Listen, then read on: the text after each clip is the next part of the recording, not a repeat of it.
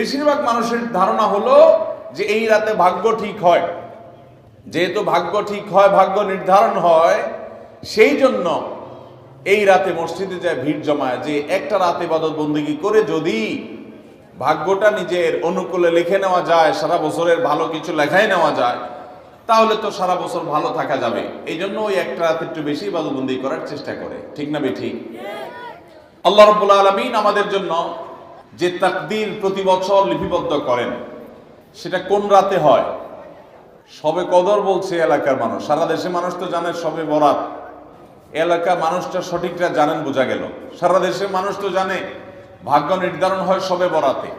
ভাইরা আমার, কোরআনে হাকিমে সূরা দুখানের 3 এবং 4 নম্বর আয়াত যদি আপনি দেখেন, আল্লাহ রাব্বুল আলামিন ইরশাদ করেছেন, ইন্না আনজালনাহু ফি লাইলাতিন মুবারাকাহ ইন্না কুন্না মুনজিলিন ফিহা ইউফরাকু কুল্লু আমরিন হাকিম। আল্লাহ বলেছেন, আমি নিশ্চয় কোরআনকে নাজিল করেছি, অবতীর্ণ করেছি একটি বরকতময় রাতে। আর এই বরকতময় রাতটা কোন রাত? যে রাতে কোরআন নাজিল হয়েছিল শবে কদর। কোনো সন্দেহ আছে? কারণ কোরআনের আরেক আয়াত বলছে, ইন্না আনজালনাহু ফি লাইলাতিল কদর, আমি কোরআনকে নাজিল করেছি যে রাতে, সেটা হলো লাইলাতুল কদরে। তাহলে লাইলাতুল কদরে আল্লাহ কোরআন নাজিল করেছেন। আর সূরা দুখানে বলেছেন, আমি একটি বরকতময় রাতে কোরআন নাজিল করেছি। তাহলে এখানে বরকতময় রাত বলতে যে লাইলাতুল কদরকে বোঝানো হয়েছে, সেটা দিনের আলোর মতো পরিষ্কার। ঠিক কিনা বলেন? এরপরে আয়াত আল্লাহ বলেছেন, ফিহা ইউফরাকু কুল্লু আমরিন হাকিম, এই বরকতময় রাত যে রাতে কোরআন নাজিল হয়েছে, অর্থাৎ লাইলাতুল কদর, সেই রাতেই সমস্ত গুরুত্বপূর্ণ হিকমাপূর্ণ বিষয়গুলো সব ধার্য হয়ে থাকে, নির্ধারণ হয়ে থাকে। এই আয়াতের আলোকে বোঝা যায় মানুষের ভাগ্য সারা বছরের যেটি লিপিবদ্ধ হওয়ার কথা, সারা বছরের যে বাজেট হওয়ার কথা, সেটা হয়ে থাকে লাইলাতুল কদরে, শবে কদরে। মধ্য শাবানের রাত, এ রাতে আল্লাহ তাআলা মানুষকে সাধারণ ক্ষমা ঘোষণা করেন। যাদের মনে হিংসা নাই, যাদের মনে মানুষের প্রতি বিদ্বেষ শত্রুতা নাই, এবং যারা শিরকে লিপ্ত না, এই মানুষগুলো ছাড়া বাকি মানুষগুলোকে মধ্য শাবানের রাত, যেটাকে আমরা শবে বরাত বলি, হাদিসের ভাষ্য শবে বরাত নয়, হাদিসের ভাষ্য হলো লাইলাতুন নিসফি মিন শাবান, সেই রাতে আল্লাহ রাব্বুল আলামিন বান্দাকে সাধারণ ক্ষমা ঘোষণা করেন। এটা একটা ভিন্ন বিষয়, কিন্তু বছরের সবচেয়ে শ্রেষ্ঠ রাত হলো লাইলাতুল কদর, যেই রাতে আল্লাহ তাআলা বান্দার ভাগ্য ঠিক করেন। এই রাতে যে ভাগ্য আল্লাহ নির্ধারণ করে থাকেন, সেই নির্ধারণটা যেন আমাদের অনুকূলে হয়, সেই নির্ধারণটা যেন আমাদের জন্য কল্যাণকর হয়। আল্লাহ যেন আমাদের ভাগ্যে ভালো কিছু লেখেন, খারাপ কিছু যেন না লেখেন। আল্লাহ যেন তাকদীরে আমাদেরকে ভালো কিছু দেন, মন্দ কিছু থেকে বাঁচিয়ে রাখেন। সেজন্য আমরা সবাই কামনা করি কি করি না? শুধু করি তা না, শবে বরাতে যত মানুষ মসজিদে আসে আমাদের দেশে, সারা বছরের অন্য কোন রাত, দিন, অন্য কোন সময় এত মানুষ মসজিদে আসে। কারণ কি? শবে বরাতে মানুষ মসজিদে বেশি আসে কেন? কি কারণে আসে বলেন দেখি? একজনকে সিন্নি খাওয়ার জন্য না, সিন্নি তো অন্য দিনও দেয়। এই রাতে বেশিরভাগ মানুষ মসজিদে যায় বা ইবাদত বন্দেগী করে যার যার মতে করে। বেশিরভাগ মানুষের ধারণা হলো যে এই রাতে ভাগ্য ঠিক হয়। যেহেতু ভাগ্য ঠিক হয়, ভাগ্য নির্ধারণ হয়, সেই জন্য এই রাতে মসজিদে যায় ভিড় জমায়, যে একটা রাতে ইবাদত বন্দেগী করে যদি ভাগ্যটা নিজের অনুকূলে লিখে নেওয়া যায়, সারা বছরের ভালো কিছু লেখাই নেওয়া যায়, তাহলে তো সারা বছর ভালো থাকা যাবে। এই জন্য ওই একটা রাতে একটু বেশি ইবাদত বন্দেগী করার চেষ্টা করে। ঠিক না বেঠিক? ভাইরা আমার, প্রথম কথা হলো ভাগ্য নির্ধারণ এই রাতে নয়, বরং লাইলাতুল কদরে হয়। দ্বিতীয় কথা হলো ভাগ্য নির্ধারণের জন্য একটা রাত মসজিদে গিয়ে ইবাদত বন্দেগী করলেই আমার ভাগ্য নির্ধারিত হয়ে যাবে বা ভাগ্য ভালো কিছু লেখা হয়ে যাবে ভাগ্যে, এরকম কোন কথা কোরআন বা হাদিস থেকে পাওয়া যায়? কোরআন হাদিসে কি পাওয়া যায়? সূরা নাহাল আয়াত নম্বর 97, আল্লাহ রাব্বুল আলামিন ইরশাদ করেছেন, মান আমিলা সালিহাম মিন যাকারিন আও উনসা ওয়া হুয়া মুমিন, পুরুষ হোক আর নারী হোক, যে কোনো ব্যক্তি যদি ঈমানদার অবস্থায় ভালো কাজ করে, কোরআন হাদিসে নির্দেশিত কাজ, আল্লাহ যা করতে বলেছেন, রাসূল সাল্লাল্লাহু আলাইহি ওয়াসাল্লাম যা করতে বলেছেন, যদি সে কাজগুলো করে, এমত অবস্থায় করে যে সে ঈমানদার, অর্থাৎ ঈমান থাকতে হবে। ঈমান আছে, এই অবস্থায় যদি নেক আমল করে তাহলে কি হবে? আল্লাহ বলেছেন ফালানুহিয়ান্নাহু হায়াতান তাইয়্যিবাহ, তাহলে সেই পুরুষ সে নারীকে আমি পবিত্র জীবন দান করব। এই পবিত্র জীবনে মানুষ সুখী থাকবে, এই পবিত্র জীবনে মানুষ সমৃদ্ধ থাকবে, এই পবিত্র জীবনে মানুষ ভালো থাকবে, নেক থাকবে।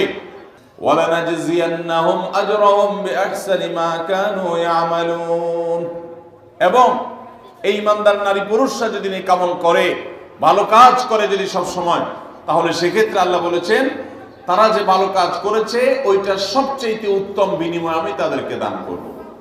তাহলে এই আয়াত থেকে প্রমাণ হয় যদি কেউ ঈমান আনার পর নেকামল করতে থাকে, নেকামল করতে থাকে, একদিনের নেকামল নয়, এক রাতের নেকামল নয়, সারা বছর জুড়ে সারা জীবন ধরে ভালো কাজ করার চেষ্টা যদি কেউ করে, আল্লাহ তাআলা তাকে পবিত্র জীবন দিবেন, সৌভাগ্যবান মানুষের জীবন দিবেন, সুখী মানুষের জীবন দিবেন। এখান থেকে বোঝা যায় কি ভাগ্য নির্ধারণের জন্য এক রাত আমল করতে হবে নাকি সারা বছর? সূরা আরাফ আয়াত নম্বর 96, ওয়ালাউ আন্না আহলাল কুরা আমানু ওয়াত্তাকাউ, যদি কোন জনপদের লোকেরা ঈমান আনে আর তাকওয়া অবলম্বন করে। তাকওয়া কি? তাকওয়া হলো আল্লাহর ভয়ে সে আল্লাহর নির্দেশগুলো মানে আর হারামগুলো বর্জন করে। এরকম যদি কেউ করে, লাফাতাহনা আলাইহিম বারাকাতিম মিনাস সামাই ওয়াল আরদ, আল্লাহ বলেছেন তাহলে ওই ব্যক্তিকে আসমান এবং জমিন থেকে সমস্ত বরকত সমূহের দুয়ার সবগুলো তার জন্য খুলে দেওয়া হবে। তাহলে বোঝা গেল মানুষের জীবনে বরকত নাজিল হবে, মানুষ সুখে থাকবে, ভালো কিছু তার তাকদিরে লেখা হবে। তখন যখন বান্দা নেক আমল করে, যখন বান্দা গুনাহ থেকে বাঁচে, তাকওয়া অবলম্বন করে, তখন তার ওই এক রাত্রে গিয়ে আলাদা কিছু দোয়া বা বিশেষ পদ্ধতির কোনো জিকির আজকার এটা প্রয়োজন হয় না, বরং সে সারা বছর জুড়ে আল্লাহ তাআলা তার নসিবে ভালো কিছু লেখেন যদি সে বছর জুড়ে সারা জীবন ধরে নেক আমল করে গুনাহ থেকে বাঁচে। ভাইরা আমার, ধরুন আপনার বাসায় দুটা মেশিন আছে, সেলাই মেশিন আছে। আপনার যেই মেশিনটা ভালো, এটা দিয়ে আপনার কাজ হয়, প্রোডাকশন হয়, ওই মেশিনটাকে তেল মোবিল আপনি ঠিক মতো দিবেন কি দিবেন না? যেহেতু ওইটা সার্ভিস দেয় আপনাকে, ওখান থেকে আপনার প্রোডাকশন হয়, ভালো কিছু অর্জিত হয়, সেজন্য আপনি অটোমেটিকলি সেটার জন্য বিদ্যুৎ সাপ্লাই দিবেন, গ্যাস লাগলে গ্যাসের সাপ্লাই যে মেশিনের জন্য দরকার সেটা দিবেন, তেল মোবিল যা যা দেওয়া দরকার সেটা দিবেন, নষ্ট হলে সাথে সাথে ওটা ঠিক করাবেন, যা যা দরকার সব ব্যবস্থা আপনি করবেন। কারণ মেশিনটা আপনার প্রোডাক্টিভ, মেশিনটা আপনার প্রোডাকশন দিচ্ছে, এখান থেকে ভালো কিছু পাওয়া যাচ্ছে, সেজন্য আপনি এটা দিবেন। আরেকটা মেশিন যদি হয় যে মেশিন থেকে আপনার কোনো সার্ভিস আপনি পান না, প্রোডাকশন দেয় না, মেশিনটা নষ্ট হয়ে অকেজো হয়ে পড়ে আছে, তাহলে ওই মেশিনে কি আপনি বিদ্যুৎ সাপ্লাই দিবেন? ওখানে কি আপনি অন্য যা দরকার আছে তেল মোবিল নিয়মিত দেওয়া, এগুলো কি আপনি করবেন? করবেন না। হ্যাঁ, ওইটার জন্য মাসে মাসে কিস্তি যদি দেওয়ার দরকার হয়, আগে থেকে কিনা থাকে, তাহলে আপনি হয়তো কিস্তি পরিশোধ করবেন। অন্য কিছু আগে থেকে করা দরকার আছে সেটা আপনি করবেন। আল্লাহ রাব্বুল আলামিন ঠিক একইভাবে তার যে বান্দারা তার অনুগত থাকে, তাকওয়া অবলম্বন করে, হারাম থেকে বাঁচে, গুনাহ থেকে বাঁচে, ফরজ কাজগুলো করে, আল্লাহ তাআলা তার সেই বান্দাদের জন্য ভালো কিছু তাদের তাকদীরে লিপিবদ্ধ করেন, তাদের জন্য নসিবে ভালো কিছু রাখেন, তাদেরকে সুখের জীবন দান করেন, সৌভাগ্য দান করেন। আল্লাহ তাআলা প্রকৃত প্রশান্তি মনের সেটা দান করেন আল্লাহর ঈমানদার এবং নেককার বান্দাদেরকে, আমলে সালেহ কর্মওয়ালা বান্দাদেরকে, মুত্তাকি পরহেজগার বান্দাদেরকে।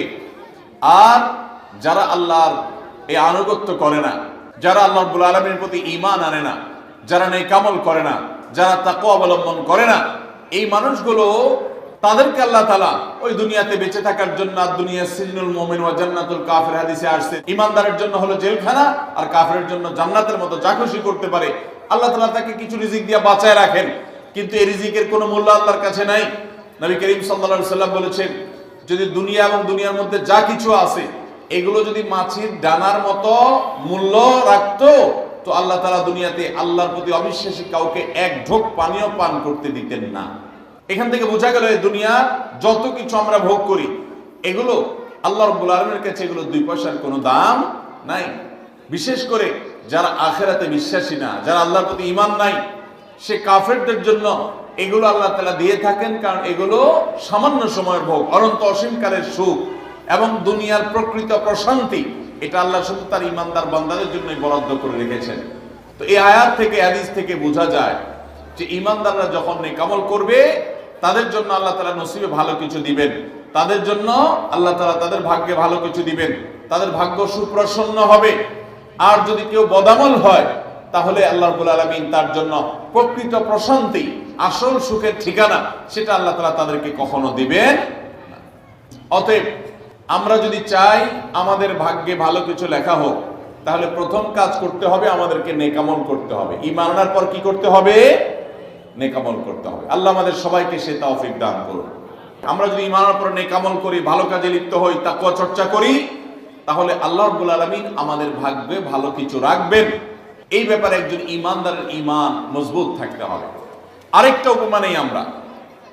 ধরুন একজন জনপ্রতিনিধি, ওনার যারা প্রচার প্রচারণা করে, ওনার পক্ষে যারা মানুষের কাছ থেকে ভোট কালেকশন করে, সংগ্রহ করে, এই জনপ্রতিনিধির কাছে যদি কোনো রিলিফের মাল আসে, সরকারি চাল ডাল ইত্যাদি এসব যদি আসে, তিনি তার এলাকার মানুষদেরকে, ভোটারদেরকে, জনগণ তাদেরকে তিনি, যারা অভাবী, যারা এটার হকদার, তাদেরকে দিবেন। এটা তার দায়িত্ব, কর্তব্য থাকে।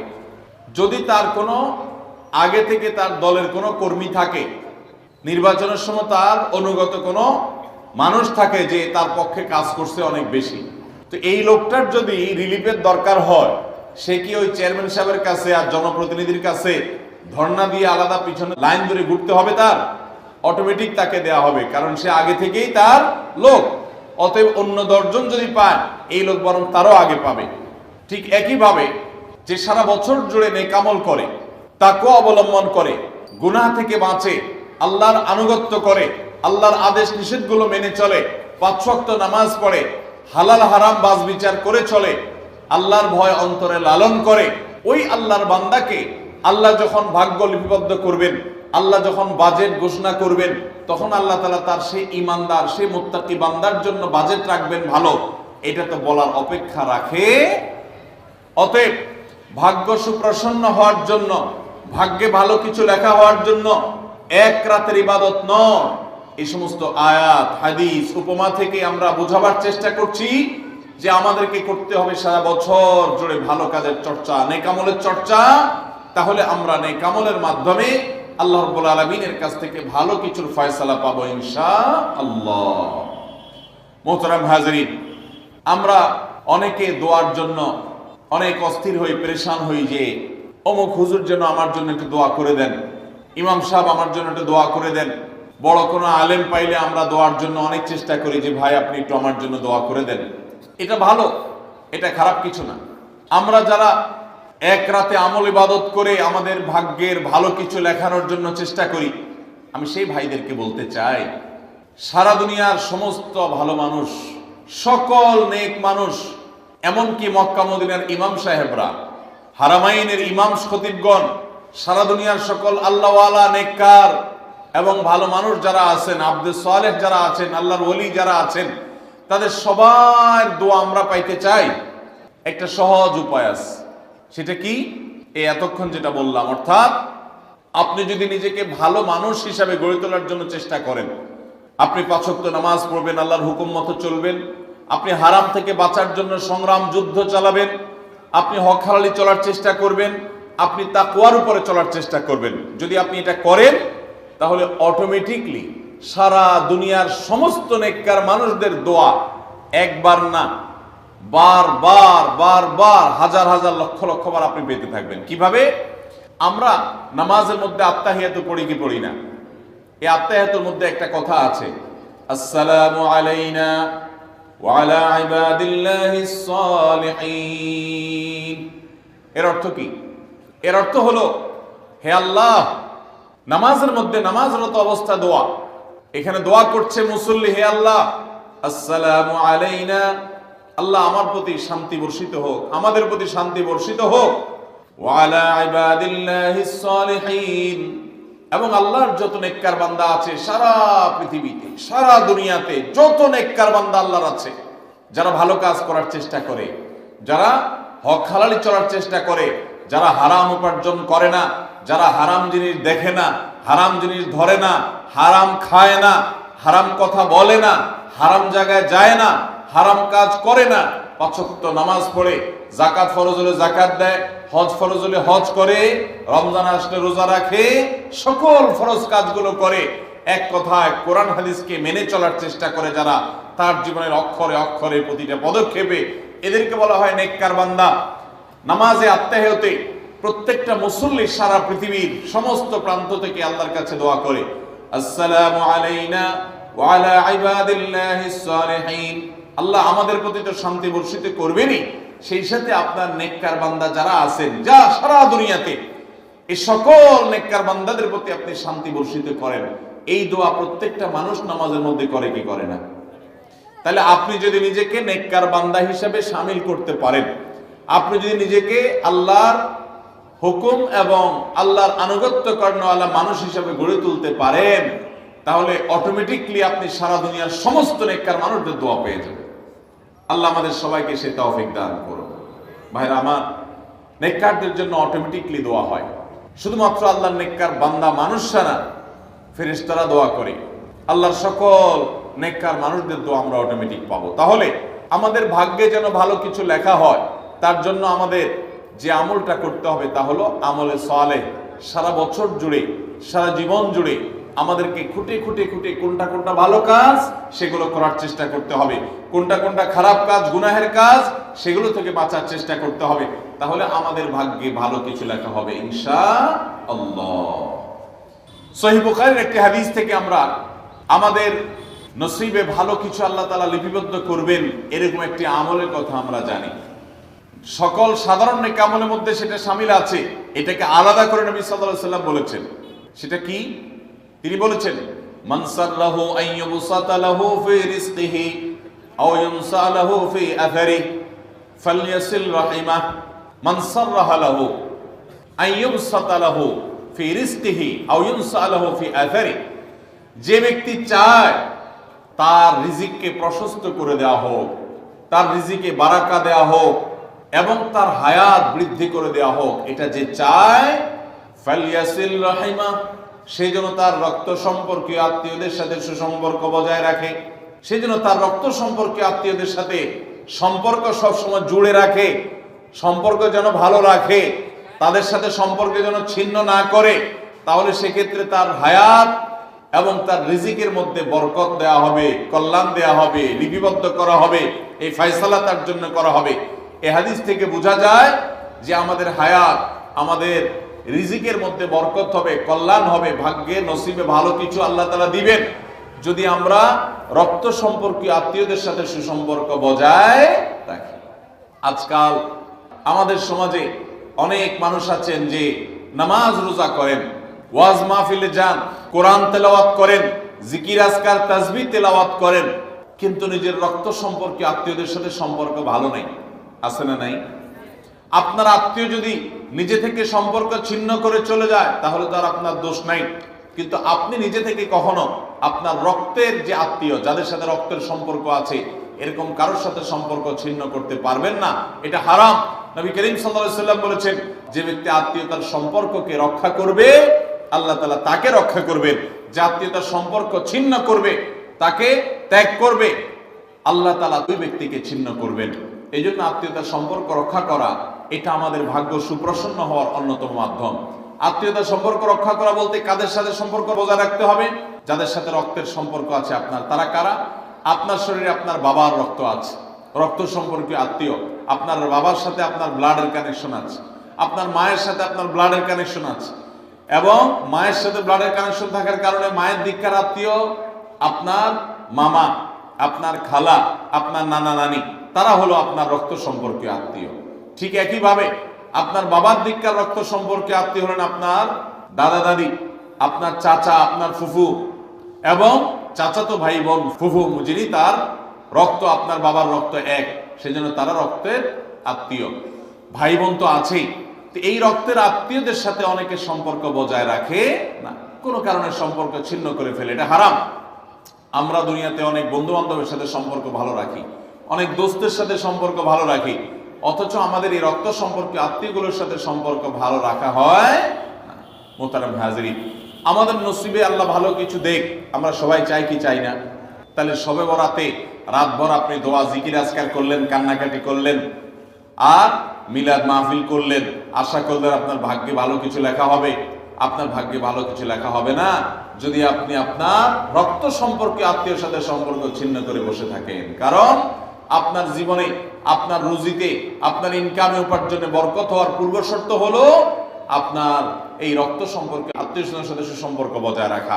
হ্যাঁ, তারা যদি সুসম্পর্ক বজায় রাখতে গেলে আপনার ক্ষতি করে, আপনাকে বিপদে ফেলে, তাহলে আপনি নিজেকে বাঁচাতে পারেন, আত্মরক্ষার জন্য আপনি দূরত্ব বজায় রাখতে পারেন। কিন্তু তাই বলে তাদের সাথে আপনি সম্পর্ক নষ্ট করে থাকবেন, তাদেরকে ভুলে থাকবেন বা তাদের সাথে সম্পর্ক রাখবেন না, এটা কিন্তু জায়েজ হতে পারে না। ইংল্যান্ডের একটা ইউনিভার্সিটির একটা জরিপের কথা অনলাইনে আমি একবার দেখেছিলাম, যে একটা নামকরা বিশ্ববিদ্যালয়, তারা বিশ্ববিদ্যালয়ের ছাত্রদের মধ্যে একটা সার্ভে তারা চালিয়েছিলেন। তারা দেখতে চেয়েছেন যে ছাত্রদের মধ্যে কারা বেশি হায়াত পায় আর কারা কম পায়। যারা বেশি হায়াত পায় তাদের মধ্যে বৈশিষ্ট্য কি আছে, যারা কম পায় তাদের মধ্যে কোন বৈশিষ্ট্যের অভাব আছে। তো এটা নিয়ে দীর্ঘ অনেক বছরের একটা জরিপ তারা চালিয়েছেন, একটা নিরীক্ষা তারা চালিয়েছেন। সেই নিরীক্ষায় দেখা গেল যে যেই ছাত্ররা দীর্ঘদিন পর্যন্ত হায়াত পেয়েছেন এবং তারা অনেক দিন দুনিয়াতে বেঁচেছেন, তাদের বেশিরভাগই দেখা গেছে, সবাই না, বেশিরভাগই দেখা গেছে যে তারা সাধারণত তাদের পারিবারিক এবং আত্মীয় স্বজন, বন্ধু বান্ধব, অন্যদের সাথে হাসি খুশি, অর্থাৎ মানুষের সাথে সম্পর্ক বজায় রাখছে। আর যারা সম্পর্ক বজায় রাখে নাই, এই মানুষগুলো তাদের তুলনামূলকভাবে প্রথম গ্রুপের চাইতে তারা অনেক আগে দুনিয়া থেকে চলে গেছে, অনেক আগে তারা মারা গেছে। এটা প্রত্যেকটা ব্যক্তির ক্ষেত্রে আলাদা আলাদা করে খাটানো যাবে না, এটা একটা টোটাল জরিপের ফসল। তো এই জরিপ প্রমাণ করে নবী করিম সাল্লাল্লাহু আলাইহি ওয়াসাল্লাম যে বলেছেন, যারা রক্ত সম্পর্কের আত্মীয়গুলোর সাথে সুসম্পর্ক বজায় রাখে তাদের হায়াতে এবং রিজিকে বরকত দেওয়া হয়। এই জরিপের রিপোর্টও সেটা সত্যতাকে প্রমাণ করে। আল্লাহ তাআলা আমাদের সবাইকে আমাদের আত্মীয় স্বজনের সাথে সুসম্পর্ক বজায় রাখার তৌফিক দান করুন। তাহলে আমাদের ভাগ্যে যেন ভালো কিছু লেখা হয়, ভাগ্য যেন সুপ্রসন্ন হয়, সেজন্য আমরা দ্বিতীয় আমলও পেয়ে গেলাম। নাম্বার 3, বান্দার ভাগ্য এবং নসিবে ভালো কিছু যেন হয়। মন্দ কোনো কিছু যদি আল্লাহ না করুন কারণ নসিবে লেখা থাকে, সেটা যেন দূর হয়, সেটা যেন তার ক্ষতি না করে, এবং আল্লাহ রাব্বুল আলামিন যেন সেই ফয়সালা বান্দার উপরে কার্যকর না করে। সেজন্য তৃতীয় আমল হলো দোয়া। কারণ লা ইয়ারুদ্দু তাকদীর ইল্লা দুআ। তিরমিজিতে একই হাদিসে আসছে, ভাষ্য ভিন্ন, লা ইয়ারুদ্দু কাযা ইল্লা আদ-দুআ। বান্দার তাকদীর, বান্দার ভাগ্য, এটা কোনো কিছু পরিবর্তন করতে পারে না। অন্য এক হাদিসে আসছে, আল্লাহ যা ফয়সালা করেন সেটা আর পরিবর্তন করেন না। তবে এই হাদিস থেকে একটা এক্সেপশন পাওয়া যায়, সেটা হলো যদি কেউ আল্লাহ তাআলার কাছে কায়মন বাক্যে দোয়া করতে পারে, দোয়ার হক আদায় করে যদি দোয়া করতে পারে, তাহলে এই দোয়া আল্লাহ রাব্বুল আলামিনের তাকদীরকে পর্যন্ত তার জন্য পরিবর্তন করে দেওয়া হয় দোয়ার মাধ্যমে। আল্লাহ তাআলা আমাদেরকে সবাইকে সেভাবে দোয়া করার তৌফিক দান করুন। আমরা চেষ্টা করব তো ইনশাআল্লাহ। তাহলে তৃতীয় আমল আমরা পেয়ে গেলাম, সেটা হলো দোয়া। আল্লাহ তাআলার কাছে যদি কেউ চোখের পানি ফেলে দোয়া করে, আল্লাহ আপনি আমার নসিবে যদি খারাপ কিছু লেখাও থাকে সেটা থেকে আপনি আমাকে উদ্ধার করেন। যদি কেউ দোয়ার হক আদায় করে দোয়া করতে পারে, দোয়া কবুলের জায়গাগুলোতে দোয়া করতে পারে, যথাযথভাবে দোয়া করতে পারে, দোয়ার শর্ত পূরণ করে দোয়া করতে পারে, কায়মন বাক্যে দোয়া করতে পারে, চোখের পানি ফেলে দোয়া করতে পারে, দোয়া এত বড় অস্ত্র, দোয়া এত বড় মাধ্যম, দোয়া এত বড় একটা উপায় যে এটা দিয়ে আল্লাহর লিখন, আল্লাহর তাকদীর, এটা আল্লাহর কাছ থেকে পরিবর্তন করিয়ে আনা যায় এই দোয়ার মাধ্যমে। অথচ এই দোয়াও আমরা বেশি মানুষ করতে পারি না। আমরা হুজুরদের দিকে চায় থাকি যে হুজুরদের সাথে আমরা শুধু আমিন আমিন বলবো, নিজেরা আল্লাহর কাছে দোয়া করবো এটা আমরা জানি না। অথচ আল্লাহ বলেছেন, উদউনি আস্তাজিব লাকুম, তোমরা আমার কাছে দোয়া করো, আমি তোমাদের দোয়া কবুল করব। অতএব ভাইরা আমার, আমরা আল্লাহ রাব্বুল আলামিনের কাছে আমাদের ভাগ্যে যেন ভালো কিছু লেখা হয়, সেজন্য আল্লাহর কাছে বেশি বেশি করে দোয়া করব। এবং আমাদের তাকদীরে যদি কোনো ক্ষতিকর কিছু থাকে তো সেটা যেন আমাদের ক্ষতি না করে আল্লাহ রাব্বুল আলামিন যেন আমাদের প্রতি রহম করেন, এই মর্মে আমরা যদি দোয়া করি তো দোয়ার মাধ্যমে আল্লাহ তাআলা তাকদীরও পরিবর্তন করে। অবশ্য তাকদীরের মধ্যে দুইটা প্রকার আছে, একটা তাকদীরে মুবরাম আর একটা তাকদীরে গায়রে মুবরাম। তাকদীরে গায়রে মুবরাম যেটা, সেটা তাকদীর দোয়ার মাধ্যমে ফয়সালা আল্লাহ পরিবর্তন করেন। মুবরাম যেটা পরিবর্তন করেন না, অর্থাৎ যেটা চূড়ান্ত করেছেন আল্লাহ তাআলা আগে থেকে, সেটা পরিবর্তন করেন না। তবে বান্দার হায়াতের ক্ষেত্রে কোন কোন হাদিস থেকে জানা যায় আল্লাহ রাব্বুল আলামিন কোন নেক আমলের ফলে দোয়ার মাধ্যমে আল্লাহ রাব্বুল আলামিন অনেক সময় সেটাতে পরিবর্তন করেন এবং সেটাতে বারাকা দান করেন।